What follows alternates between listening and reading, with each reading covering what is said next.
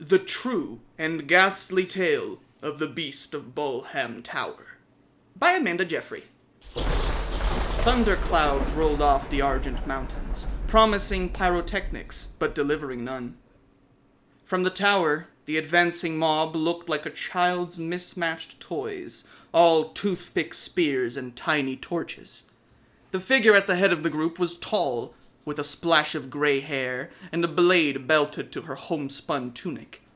Veigar watched as the group started battering the outer gates, incensed by his villainous ways, demanding justice for the terrible acts he had wrought. Finally, he hurried down the stairs to the inner door. There was a mighty crack as the gates gave way, and villagers tumbled into the courtyard. The leader drew her sword and advanced, picking her way between ungainly limbs, waiting for the rest of the group to find their feet and hold the right end of their spears. Squinting through the gap in the door, Veigar giggled with anticipation. The woman's gaze snapped up. Veigar clapped a gauntlet over his mouth, but the jig was up. The farmers tripped over themselves to cower behind their leader's skirts. It was perfect. He stepped back and, barely holding his staff steady, with all his booming laughter, blasted open the door with an explosive ball of purple energy. He strode out to the top of the stone steps as the dust settled. He knew how imposing a figure he must strike, his hat barely clearing the enormous door frame, his iron boots sending up sparks and thunder with each giant step, his gauntlet big enough to crush any fool who might challenge him. Unfortunately, the cowering villagers hadn't looked up yet, and holding an intimidating pose this long was starting to feel forced. He let go of the breath he'd been holding and deflated a little. "The villain!" shouted the leader, eventually brandishing her blade in his direction. In the shadow beneath his hat, Veigar grinned. He drew himself up as intimidatingly as possible as the villagers beheld him. Then the shouting and wailing began. Delightfully, someone at the back even fainted. He gathered his sinister magic, gaining an inky nimbus and causing violet sparks to leap off spear tips and belt buckles. The leader stumbled back as a serpentine gash of deepest midnight encircled the villagers and exploded upwards into an ensnaring cage of sorcery. "Silence!" Veigar commanded them. He relished every long stride down the steps towards the trapped mob. Around them, humming walls of violet light stretched between claw-like pillars, forming an eldritch hinge. He stopped barely a sword's length away from the leader, glaring at his prisoners through his arcane barrier. "I can see fear in your hearts," he begun with a derisive, humorless snort. "You dare march here to challenge my dread rule? I, Veigar, who has yoked the magic of the universe to my will? Veigar, great master of evil, who has defeated countless arcane foes in my quest for ever greater?" "Cursed my fields with rat weavers for 2 seasons, you have!" An especially cloddish-looking farmer cried out, crimson-faced with anger. Veigar blinked, trying to process this interruption. "Cursed you with... what?" "And ye turned only lame the week afore harvest," claimed an outraged tiller, wagging her finger at the increasingly befuddled great master of evil. With that, the banks broke, and the villagers began to make all of their grievances heard. Veigar could only catch snippets of the loudest accusations, the majority featuring soured milk and undersized beets. As he shrunk away from the verbal onslaught, the purple barrier flickered and collapsed. But the villagers didn't even notice. They shuffled forward, yelling in his face. He felt the stone banister of the stairs at his back. He was surrounded. He tried feebly to respond, his voice losing depth with every word. "But I am..." They crowded closer, glaring now eye to eye with him rather than looking up. Suddenly, a commanding older voice rose up over the din. "Stand down, everyone." "But Margot," someone began, before the leader's glare withered their objection. The mob retreated, and Veigar found himself alone with her. She seemed more than twice his height by this point, and radiated confidence. He hated her. All right, villain, she spat. You've heard our accusations. Do you plead innocence? Veigar felt like he had been slapped. He puffed out his chest, feeling a foot taller. Innocence? Innocence? He turned and began climbing the steps, gaining height on the crowd.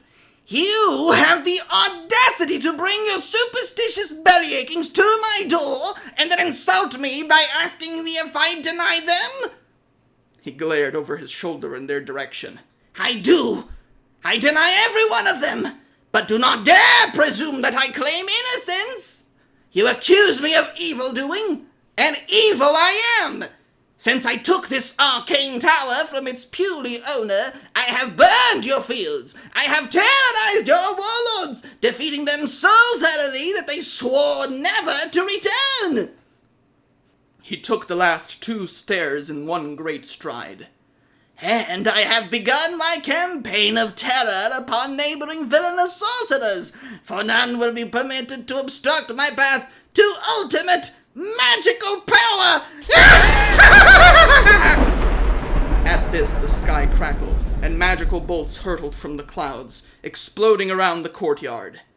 Veigar threw his head back and laughed, reveling in the sheer glory of his own evil. These puny mortals would beg forgiveness in the face of his terrible magnificence.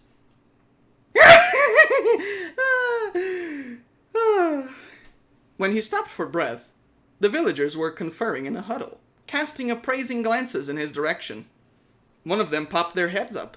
Did you defeat Vixis the Cruel, the warlord? Of course I did. She failed to exhibit the proper deference, and I... His words trailed off as the group returned to their earnest whispers. Veigar shifted uncomfortably, straining to hear what they were saying. One by one, the mob nodded to each other and turned to face him. They found him coolly admiring the polished gleam of his gauntlet. The leader, Margot, strode to the bottom of the steps, awkwardly half bowing and addressing him. Oh, great and mighty... sorcerer? Wizard, Veigar corrected her. Mighty wizard. We were... Mighty wizard. We, the residents of the barely worth bothering with village of Boleham... That's our village, someone helpfully interjected. Yes, our village. Well, you see, we've come to our senses and do humbly beg the mighty wizard... Greyjaw? It's Veigar! Veigar! Sorry, Veigar, we humbly beg that you spare us and just, keep doing what you're doing. Veigar narrowed his eyes. What do you mean? Well, we'll just go home and you keep doing your reign of terror thingy. Live and let terrorize, I say. This had to be some kind of trick. And yet she went on. Of course, we'd exhibit the proper, deference. Cuss your name in your absence. Spread tales of your vile rampage. Frank, over there, says his cousin down in Glorft heard a rumor of an evil sorcerer, if you'd be interested in, destroying them and taking their dread sorceries for my own! Veigar clenched his gauntleted hand, imagining the sweet triumph of crushing an arcane peer in a wizard battle. Margot was watching him carefully. Hopefully, Veigar realized. Finally, after a long pause, he rolled his eyes and flourished his staff. You fools! You thought you could trick me, Veigar, master of evil? Perhaps you hoped I would grant you the mercy of a swift and painless end. Well, I regret to inform that your lives are simply not worth my time. He laughed, a big, booming laugh to match his renewed stature. Take yourselves from my sight, insignificant peasants! Return to Boleham, and pray I do not find you worthy of my attention ever again! The villagers managed a few half-hearted bows of curtsies before shuffling back towards the damaged archway. Margot chanced a quick wink at him, and then turned to leave. Wait! He thundered. Her hand snapped to the pommel of her sword. With as much indifference as he could muster, Veigar edged his way down the steps once more. When do you, When do you think I could talk to Frank's cousin about that other sorcerer he mentioned?